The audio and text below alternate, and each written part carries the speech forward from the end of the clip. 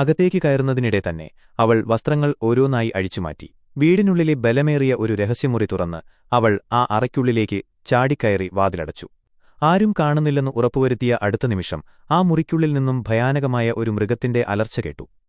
അടുത്ത ദിവസം രാവിലെ സീഷി ഒന്നുമറിയാത്തതുപോലെ അതീവ സുന്ദരിയായി പുറത്തുവന്നു. അവൾ തന്റെ കാമുകനുമായി ഡേറ്റിംഗിന് പോയി. തലേദിവസം രാത്രി നടന്ന കാര്യങ്ങളുടെ യാതൊരു സൂചനയും അവളുടെ മുഖത്തില്ലായിരുന്നു. ഇത്തവണയും അവൾ ധൃതിയിൽ വീട്ടിലേക്ക് ഓടാൻ തുടങ്ങി. കാമുകന്റെ മൊബൈൽ ഫോൺ അവളുടെ ബാഗിലായിരുന്നതിനാൽ അത് വാങ്ങാനായി അവൻ സീഷിയുടെ പിന്നാലെ പോയി.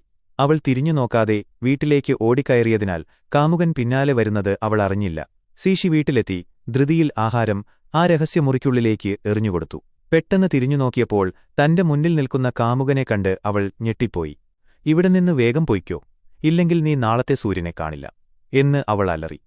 സീഷി ആ മുറിക്കുള്ളിലേക്ക് കയറി വാതിലടച്ചു. പെട്ടെന്നുതന്നെ വീടിന്റെ ജനലുകളും വാതിലുകളും താനെ അടഞ്ഞു.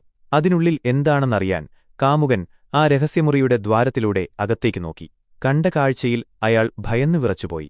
സത്യത്തിൽ സീഷി ഒരു സാധാരണ പെൺകുട്ടിയായിരുന്നില്ല. അവൾ ഐതിഹ്യങ്ങളിലെ ഭയാനകമായ ഒരു ചെന്നായ മനുഷ്യൻ വേർവുൾഫ് ആയിരുന്നു.